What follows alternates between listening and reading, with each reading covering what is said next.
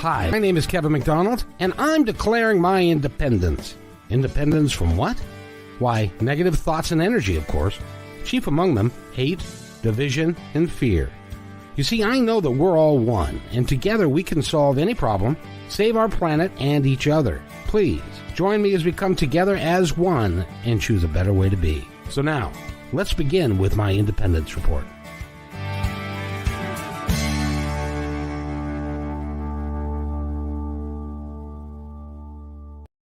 And welcome everybody to my Independence Report. You know, in that opening, I talk about the fact that we are all one and that we need to get together to work together if we are ever going to get out of where we are today. And so, you know, it's really fitting that we have the gentleman with us today for the entire hour that is going to be with us, because we are going to talk about some of the darkest in my lifetime, some of the darkest times that we have faced, and then he's dealt with them head on. Edward Tick, he's a PhD, he's a nonfiction writer and a poet. He's a transformational healer, holistic psychotherapist, an educator, consultant, and international journey guide. And we're going to talk about all of that and his new book, which is called Coming Home in Viet Nam.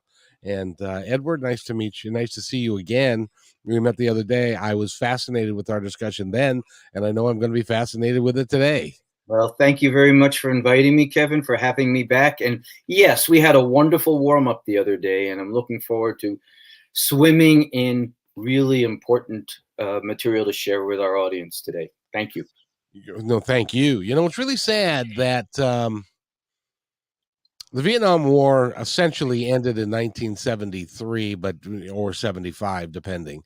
And that's when we pulled out, was in 75. And there's a great deal of people in our country. Well, obviously, if you're under the tender age of 45, you don't have any memories of that. And that was prior to your lifetime.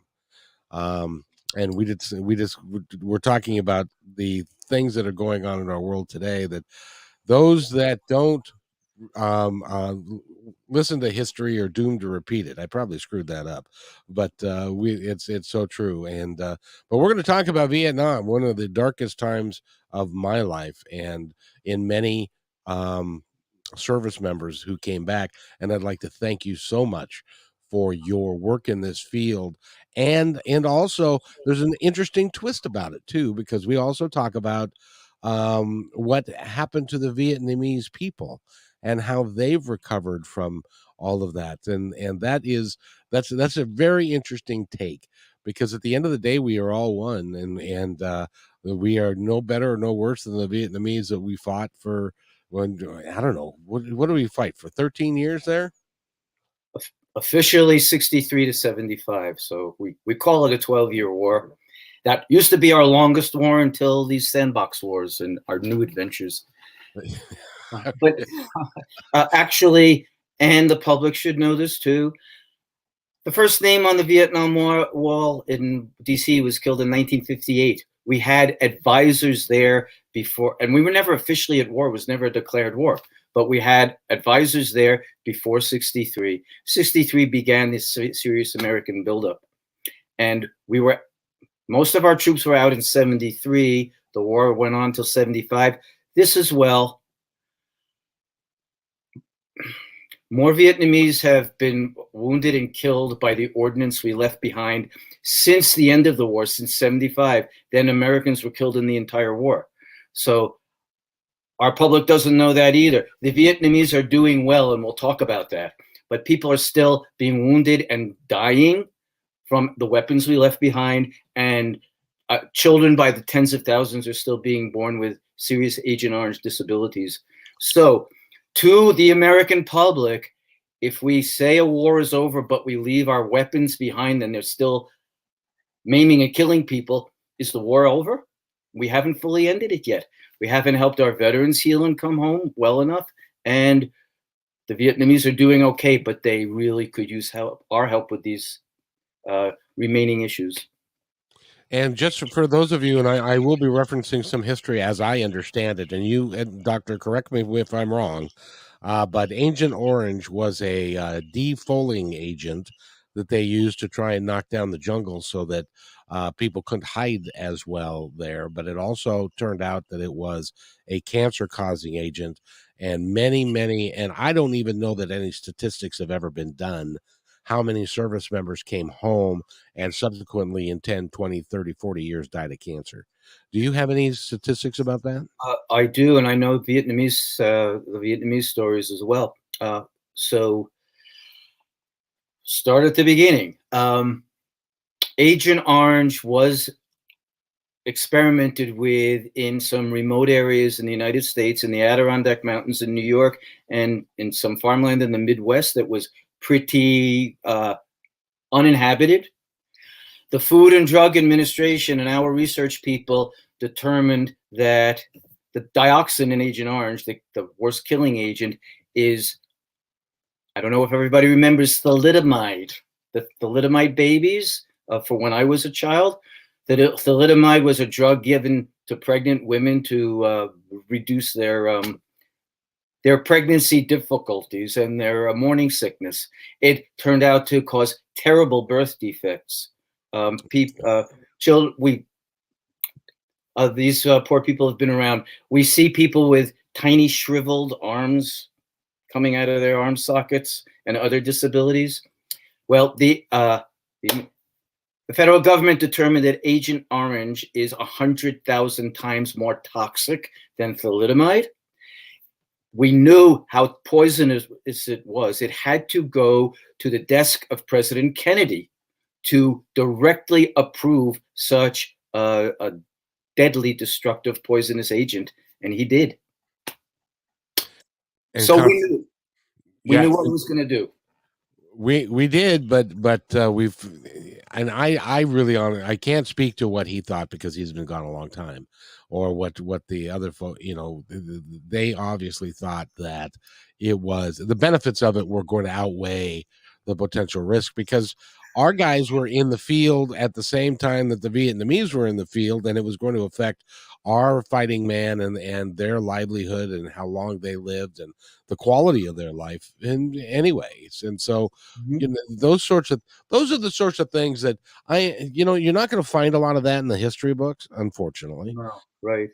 And I really wish that we would readdress some of those things so that the people now could know what actually went on, so that we can, stop it from happening again. Yes. And here again, history is repeating itself. Our military is not using Agent Orange now, but depleted uranium weapons are causing monstrous damage to the land, the people against whom we're warring, and to our veterans coming home with radiation poisoning. I've worked with 20 and 30-year-old veterans who are dying of radiation sickness. We also have white phosphorus. We have other terrible poisons that not only our military, but many around the world continue to use, even though we know the terrible damage it's doing. So the public really needs to know this. Regarding Agent Orange, all of its disabilities are not even recognized yet. Our Navy, which was exposed only in recent years, they're called the Brown Water Navy, people who were in the waters offshore in Vietnam and who were exposed. But it's only like the last 2 years that they've been recognized as having Agent Orange and other disabilities from the war. So they're finally getting benefits. But the Vietnamese have suffered very much from this. There's approximately 35,000 seriously birth defect affected babies born in Vietnam, the serious ones. It goes through the generations. It lodges in the DNA. It does not leave. It leaves the land because it's water soluble. So except in the hot spots where it was stored, the land and the water finally get clean. It gets washed out to the ocean, but it doesn't leave the human DNA, and there's no known way to clear it out. So it's passed through the generations randomly. The Vietnamese, of course, because it's there, have done a lot of research on this. And I've brought back Vietnamese research for American veterans who put in Agent Orange claims for themselves and their family members. And our government has recognized that their disabilities are from Agent Orange, but we can demonstrate it from the Vietnamese research. Yeah, absolutely. Let's talk about the Vietnamese a little bit, because we were given not only an incomplete picture of the Vietnamese people and who they are, but in many cases it was a bald-faced lie to try and paint them as the enemy, the evil ones, and that really wasn't the case. They have to be one of the hardiest people on the planet, because they've gone through so much for so long. Tell us about it. Oh, yes, I agree with that wholeheartedly. And I'll speak from my heart first. I'd like all of our friends out there to know that what you said is very true. The Vietnamese are extraordinarily hardy, resilient, devoted. They're also extraordinarily compassionate, loving, creative, welcoming. They will tell stories this hour. They utterly forgive us and our veterans, and they urge our veterans to come to Vietnam to get the healing from them that they haven't been able to get here.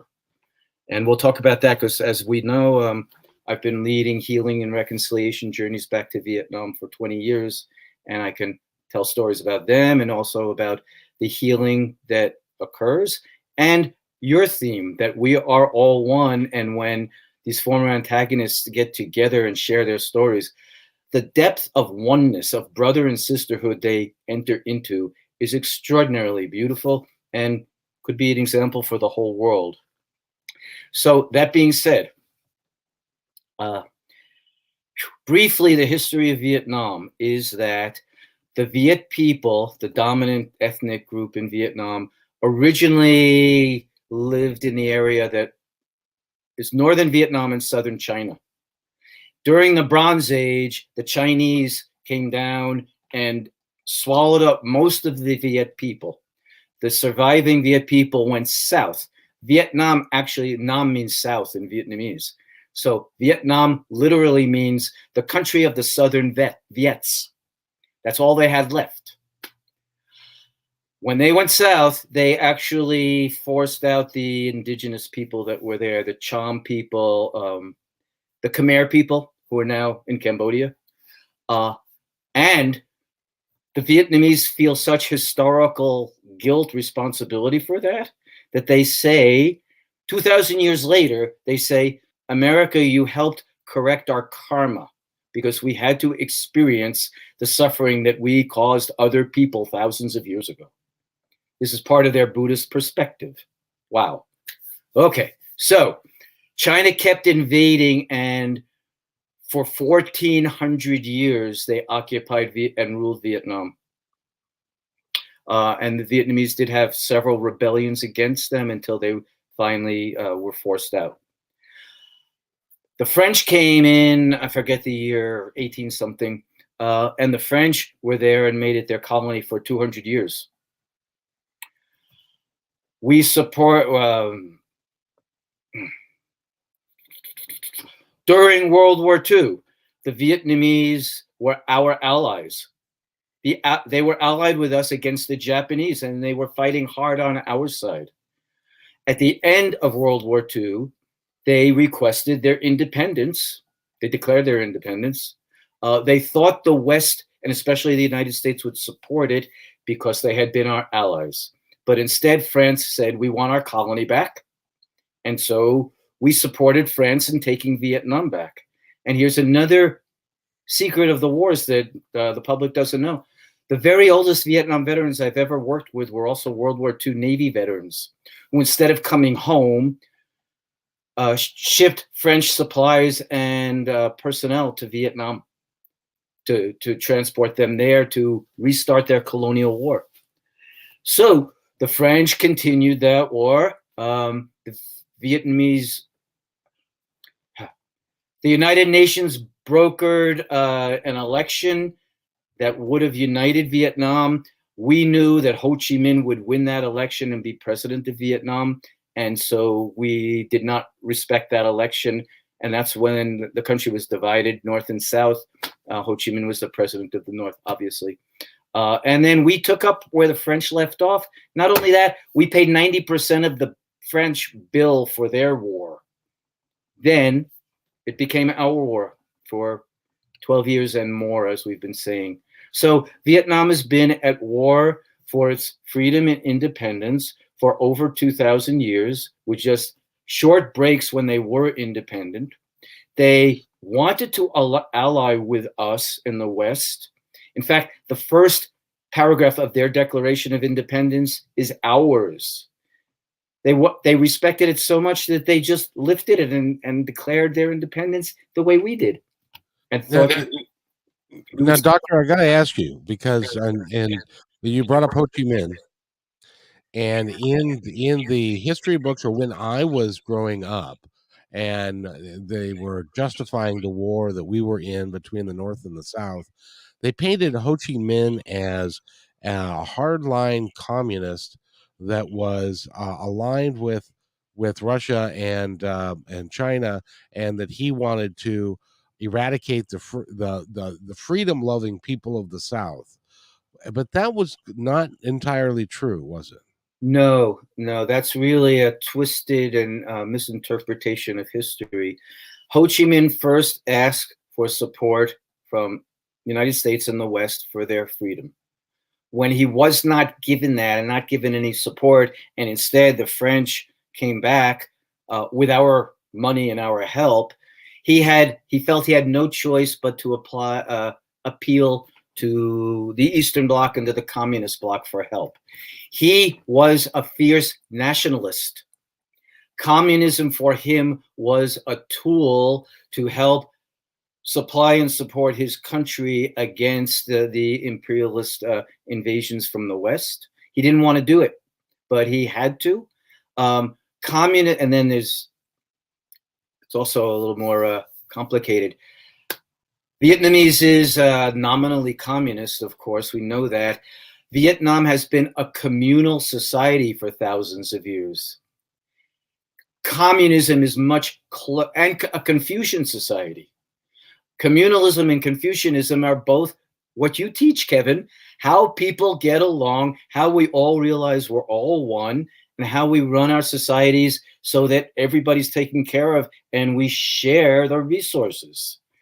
Communalism and Confucianism are that way.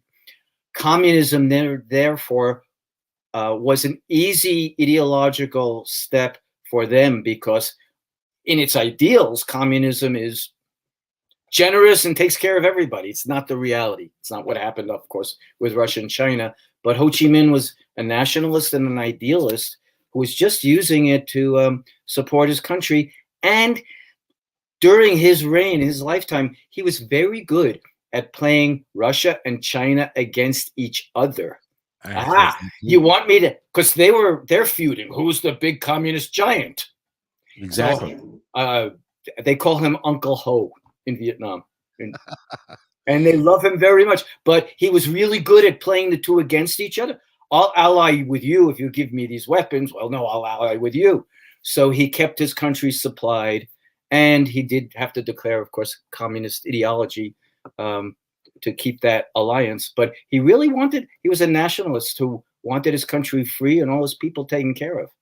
You know, I think that we need to get rid of some of the labels that we have used about certain things in the past, because I'm for any society that takes care of each other. I'm against any society that divides its people, one versus the other. I'm against a society where 16 million children go to bed hungry, and we're paying a quarterback from the Seattle Seahawks $30 million a year. Yes. From that standpoint, I don't care if you call it communism, socialism, dogism, whatever ism you want to call it.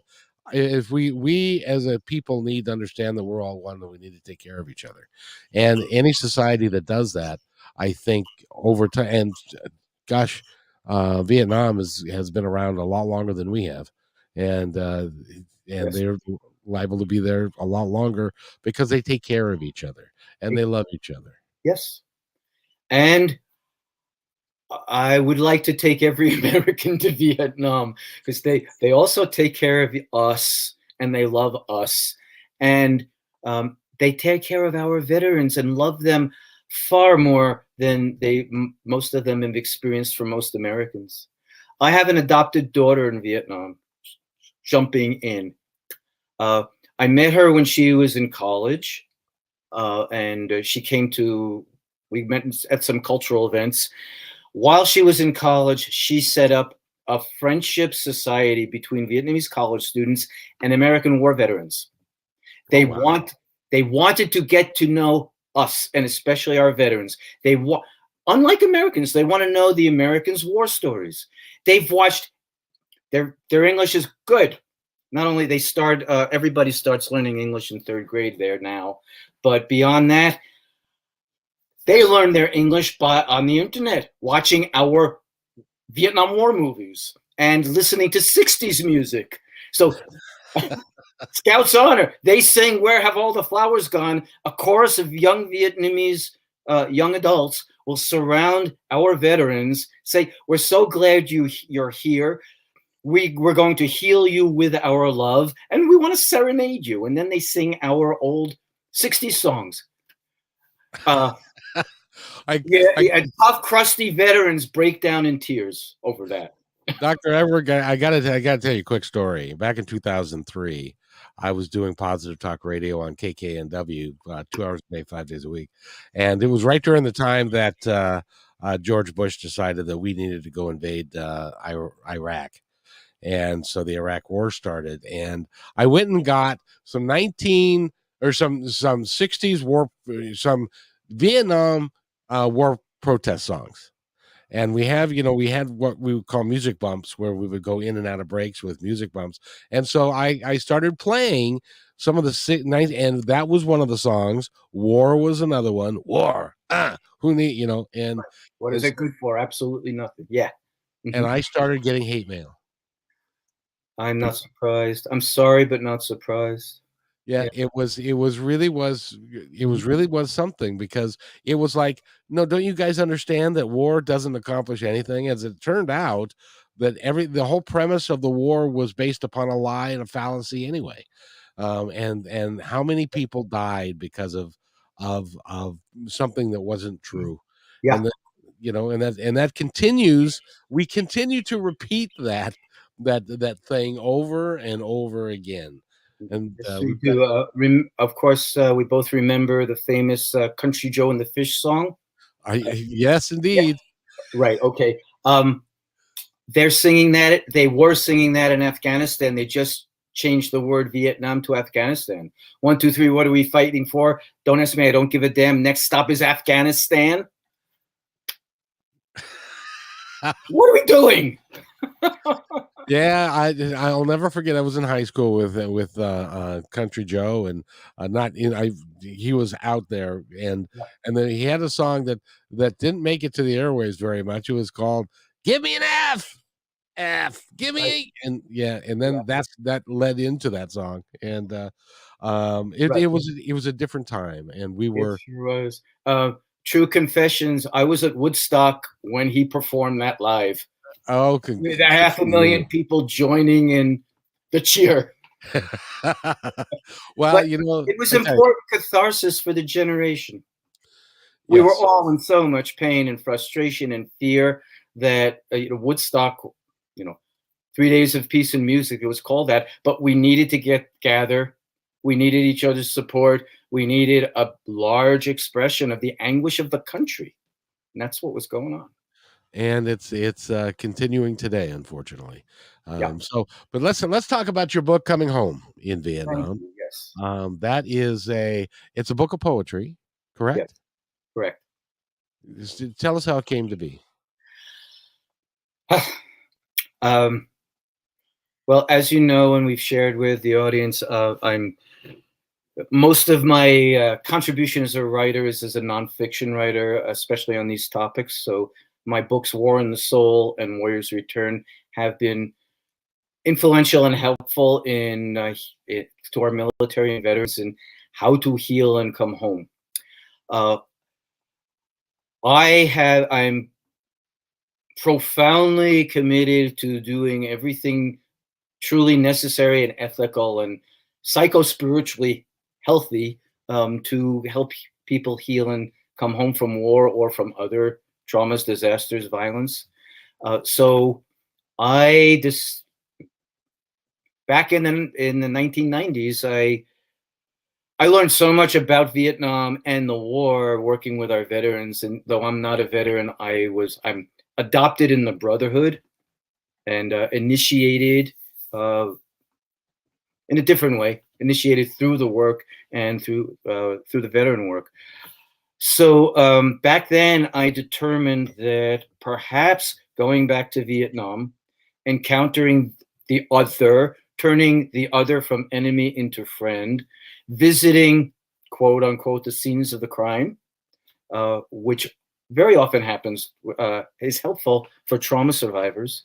I mean, I travel, for example, with accident victims. We travel to the site of the accident, and we do grieving and ritual ceremony there to overcome the conditioned terror that happened from that place and that accident. So I thought the same thing could be helpful regarding Vietnam. I didn't know the Vietnamese people yet. So I really didn't know how they would respond, but I also was quite aware that we don't know their stories and we don't know the aftermath of the war from their side of the world. So I really wanted to learn and know that also. And since people are angry about this, but we didn't win that war, we didn't defeat the Vietnamese, who are these people who could survive a 12-year monstrous war like we fought with our massive destructive technology and still come through okay and move on and recover? So I really wanted to know them, and I wanted to find the most helpful healing practices for our veterans. So with all that in mind, I began leading healing journeys to Vietnam in 2000. And so I've been there every year up until the pandemic stopped travel, looking forward to starting again. So I've been there 19 times. This also reveals some of what happened to those of us who didn't serve then. Veterans, the military served 1 year tour of duty in country. Most people did a year or less if they could get out or if they were wounded. Some people did a second tour. A few did even more. I really wanted to have my year in country. It's part of my healing and my reconciliation as a non-veteran to do this work. So by now I've been in Vietnam for about a year and a half in total with 19 trips. Good for you. Yeah, thank you. Thank you. Okay, all that said, I've been writing poetry since I was a kid. The reason most people write poetry, to express the beauty of the world, to explore ourselves, to give ourselves a introspection and spiritual strength. And so I've been writing poetry my whole life, and I keep very intensive journals as I travel. So I've got volumes of notes from Vietnam with their stories, with their history, and I found myself writing poetry as I travel through Vietnam all these 20 years. This past year, when I couldn't travel to 2 years, since I couldn't travel to Vietnam these years, I've stayed in contact and I've continued to do charity work with them, raising money here and sending it over there for charity projects. But I thought, oh, well, I can travel to Vietnam by going through my journals and recovering all my poetry. And what do I have? Well, I have 20 years of poetry, all about these stories, of our veteran stories, the Vietnamese stories, encounters with their land and their culture, and my own stories of traveling through there. So I spent the pandemic putting it all together into a single volume. So Coming Home in Vietnam is a 20-year collection of poetry that I wrote while traveling through Vietnam and coming home and reflecting on it. And it tells all of these stories, GI stories, Vietnamese stories, their culture, their history, my own experiences there. And it's really a very full and rich volume. People could learn a whole lot from it. And especially, of course, our veterans. We and our non-veterans, we need to understand what happened then and to experience the healing, and then to talk to people about what they experienced during that time, because you got to remember, if you're too young to remember, 58,000 Americans were killed in that war, several 100,000 were wounded, and several million Vietnamese died in that 12-year period. And it was a horrific time for them and for the country. It led to things like Kent State. It led to other catastrophes here, and so your poetry, you did it, and you wrote it with the intent and put it out there with the intent of healing people, didn't you? Yes, I did. Poetry. I always thought I should write a book about this subject because it is so important, urgent. We need to know these stories. We need to know the Vietnamese stories, and these can bring healing to all of us. So I thought I would write another nonfiction book, but poetry expresses the heart and the soul. It's visceral. We feel it. When it's a good poem, we really feel it in our hearts and in our bodies, and it gives us chills. So poetry, writing poetry itself, writing the poetry and sharing poetry is part of the healing process. In addition to that, warriors have been using and writing poetry for thousands of years. The very first book we have is the Epic of Gilgamesh, which is a war epic from ancient Sumeria, 4,000 years old. The Greek tragedies, all the famous playwrights who invented Greek tragedy were all combat veterans. They wrote the tragedies and performed them as a massive healing practice for ancient Athens, where everybody came to the theater and everybody was a veteran and everybody was grieving and crying and achieving catharsis together. Among the samurai warriors of Japan, they gave us some of the greatest haiku poets and landscape painters. The warrior traditions of the world teach that warriors should be given art forms to balance the killing arts. They need the healing, the expressive arts. Our Native American peoples, brothers and sisters, of course, they use the arts extensively. Dance and painting their teepees and painting their shields and building their weapons and having their spirit animals. They used they used the arts extensively for their to prepare to go into conflict, to give themselves spiritual strength while they're in conflict, and especially to heal afterwards. So I use poetry and the arts that way. The Vietnamese are also very literate people. You ask who's a poet in Vietnam, everybody raises their hand and says, I am. So one of the many healing activities we do in Vietnam is doesn't matter if they write well or not, it's just use poetry to express what's in your heart. Start getting it out of your system.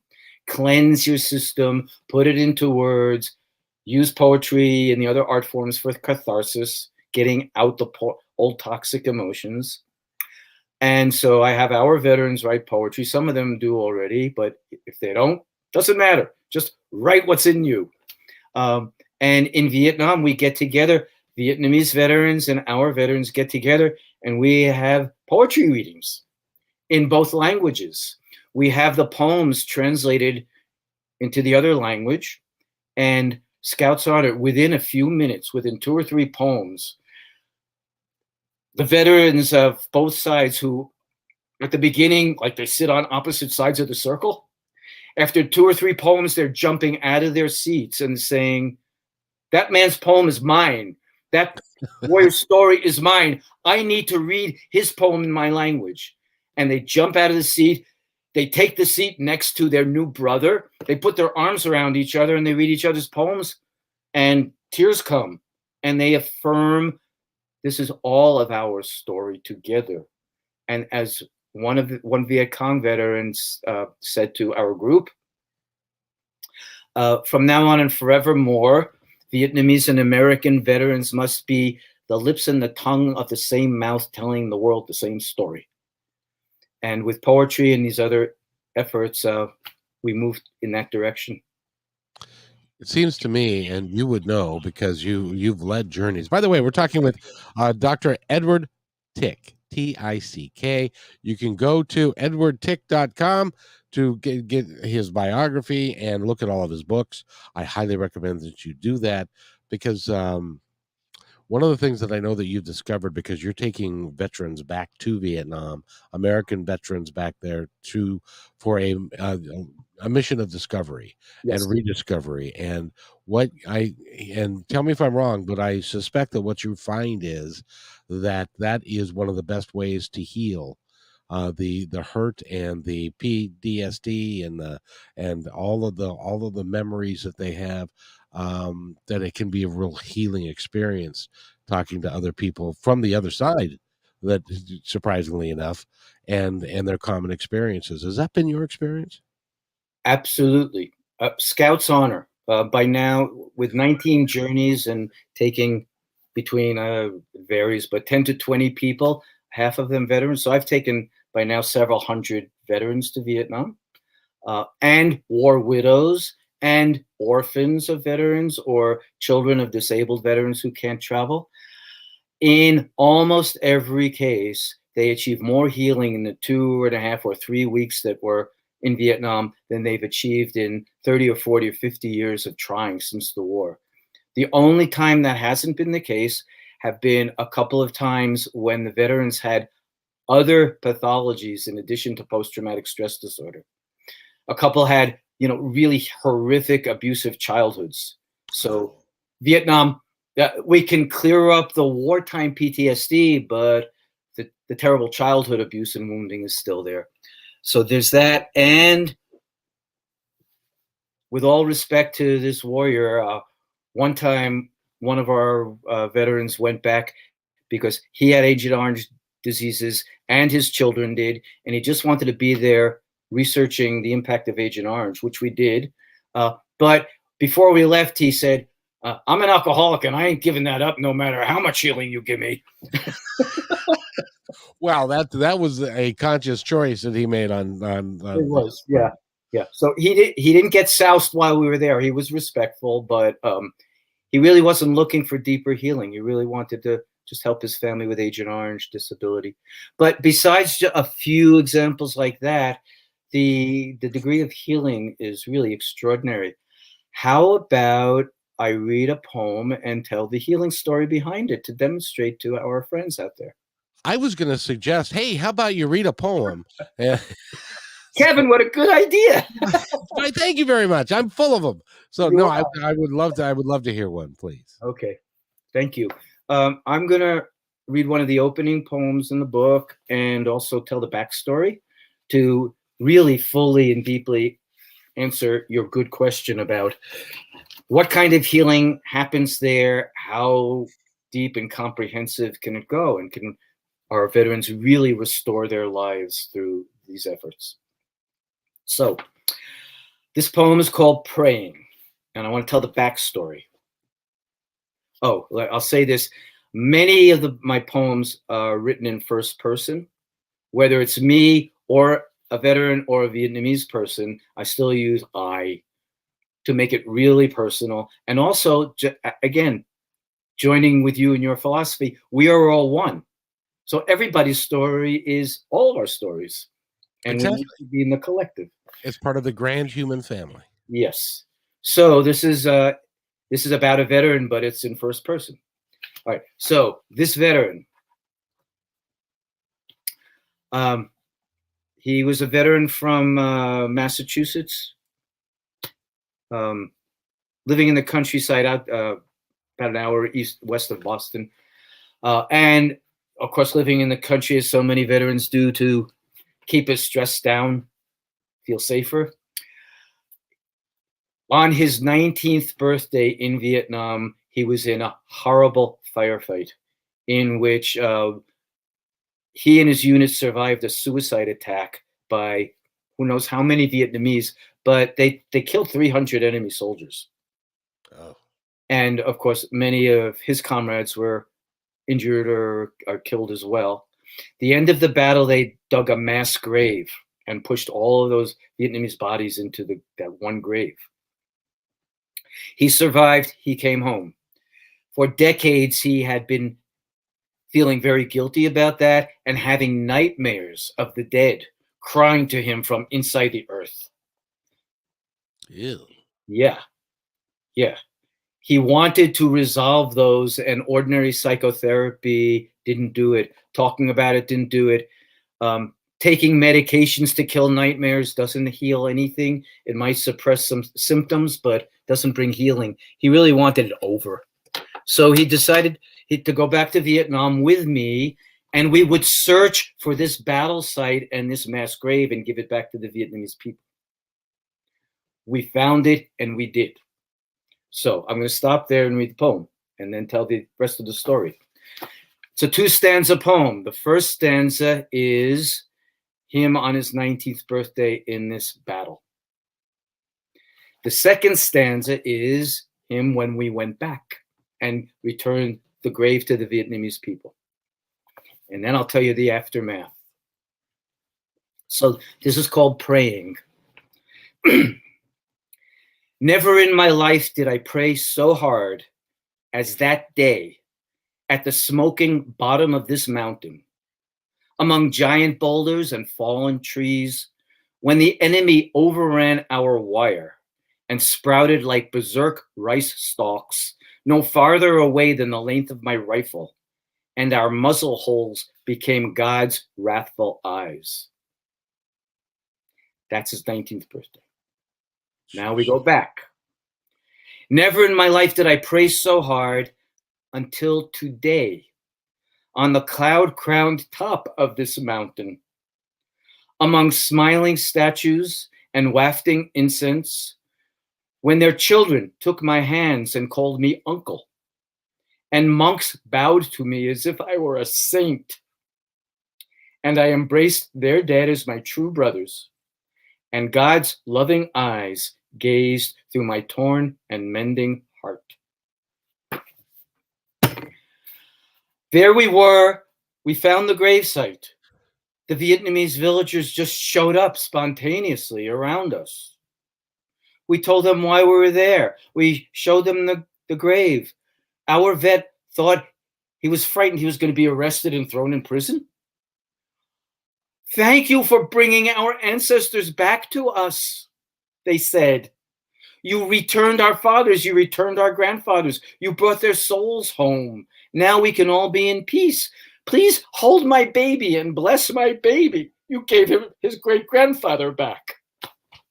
They really treated him like a saint, like a village hero. They loved him to pieces not to pieces. They loved him to wholeness. Okay, so since then, when we went together, he's been back to Vietnam on his own several times. He fell in love with a Vietnamese woman. They got married. They now, the pandemic stopped it for a while, but until the pandemic, they were living in both countries. And he was supporting her extended family in Vietnam, as well as having a Vietnamese American family here. So now those two families have become one, and they're truly Vietnamese American because they belong to both countries. Both families with both ethnic backgrounds belong to both countries and are peaceful and loving in both places. It's beautiful. And his nightmares are gone. Once he returned, the Vietnamese teach this also. This is another perspective that I've learned and I use. The Vietnamese teach other spiritual traditions as well, that when we're having nightmares of people who are gone, who are on the other side, it's not a pathology. It's not something's wrong with your brain. And from the spiritual perspective, those are the souls on the other side trying to contact us. They want something from us. And so as it turned out in this case, and the Vietnamese interpretation proved to be true for our veteran. These souls wanted to go home, and the Vietnamese families were waiting for the bodies to be recovered. And in Vietnam, they do believe that the soul wanders unless it gets the body gets its proper tomb. So the people were able to give the tombs to take the bodies back to recover their family heritage. And our veteran is not a criminal for taking life. He's a saint for returning the souls. And his psyche is at peace. The nightmares went away. No meds. Edward, I have to say, you are a very interesting man in that it's very emotional for you. Yes. And you really mean what you feel when you're talking about this entire mission that you're on and the passion that you have around it. I applaud you.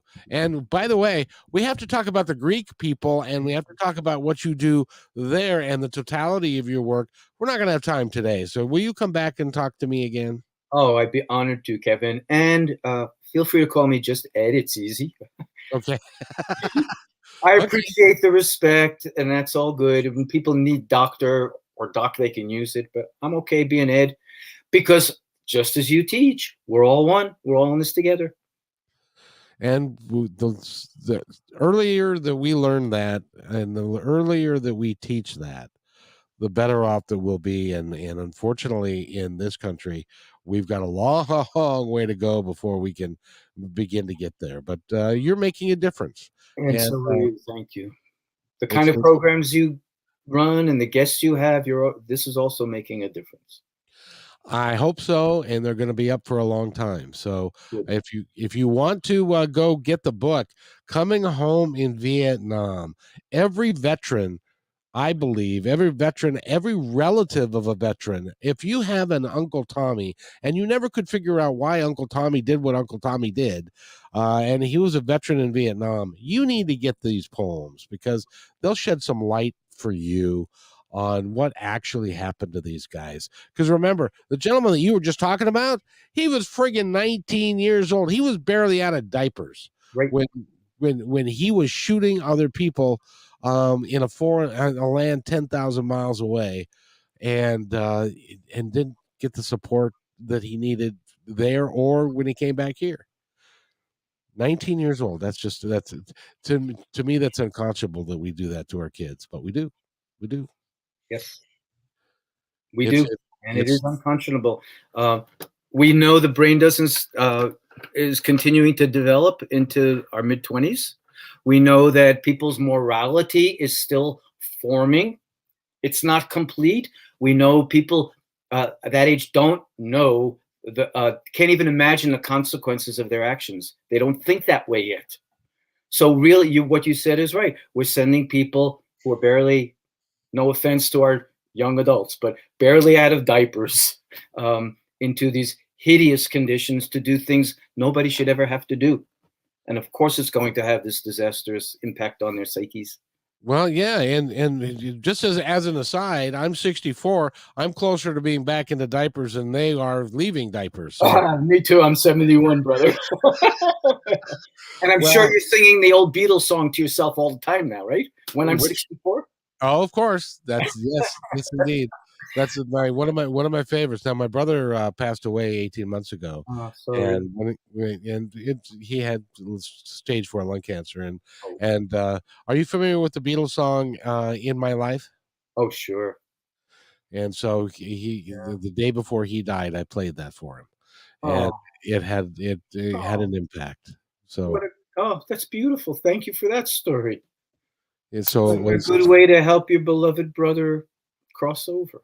Yes. Let him know how important he was to you. Thank you. Exactly. I really love talking to you. You are a historian of note. You are a counselor of note, a psychotherapist, an educator, a consultant, an international journey guide. And you're an author and you're a poet. You do it all, and you do it with a reason, with a cause, and to try and help people understand a little bit better. And I really appreciate you. I appreciate that. Thank you very much. I think we both know, and some of the public knows, that uh, there has been much writing and teaching in recent years about the need for a meaning-driven life, a purpose-driven life. And a lot of our American brothers and sisters don't feel very purposeful in their work or with their contributions to the world, and they suffer from that. Thoreau was right. The masses live in lives of quiet desperation. When we have a mission, when we have a purpose, that desperation, it's hard work, but the desperation goes away. And I'm happy that I don't suffer that particular ailment. I've got a very purposeful life. Well, and before the show started, we were talking about there's a distinct difference between us growing up and folks in their 40s and 30s, and then folks that are coming up today, post 9/11. Yes. And the next time you're on, I'd love to go down that road with you to talk about how the kids are changing. They don't have the hope. They don't have the inherent belief that they're going to be okay, that they've got global warming. They've got, it's just a myriad of things that are going on. So I'd like to talk to you about that. Happy to share that. It's very, very important to know what our children, teens, and 20-somethings are going through, and the different form of consciousness that they're developing because of growing up in these contemporary conditions. Yeah. Well, what was interesting is that also before we started, you talked about the Cuban Missile Crisis, and you were old enough to remember having to hide under your desk because as a drill, because they were saying, okay, if we get a nuclear bomb, we're going to all hide under our desks. Like that was going to save you much. Right. But now history again is repeating itself, because now we've got kids that are learning about how to defend themselves against a rogue gunman in a school. Right. And they're doing the same kind of thing. And I would argue that that's even more upsetting and threatening to them, because it's your neighbor who might be breaking into the school. And as frightened as we were during the Cuban Missile Crisis and the Cold War then, our schools were there was fight, and there was racial tension and violence, but not like this. Nobody charging into the schools and killing people. So, and this is another reason our veterans suffer, because they expected if they went to war for our country, they would be respected, supported, welcomed back, really welcomed back when they came home, but they weren't, and that was a betrayal. It's worse being betrayed by your own country people than going to war fighting somebody who's been declared an enemy. And our children are fearing their neighbors, and we're all fearing going to the grocery store now. So this is a very, very morally damaging condition that our country's in now. I couldn't agree more. We've been talking with Dr. Edward Eddie Tick, and I appreciate having you here, sir. Go to his website, please, edwardtick.com, and find out more about the work that he's doing. I can't tell you how important it is for people who used to be enemies to get together and decide that we're not what we thought we were, and that we can do so much better. And so, is there anything, I have to go, but is there anything that you'd like to add before we go? Yeah.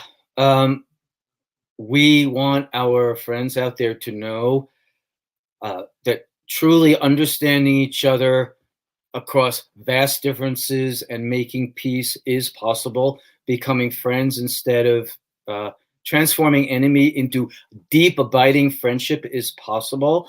And post-traumatic stress disorder and moral injury don't have to be lifelong, chronic, disabling conditions. With these kinds of efforts, those conditions can really be healed, and our people can come home.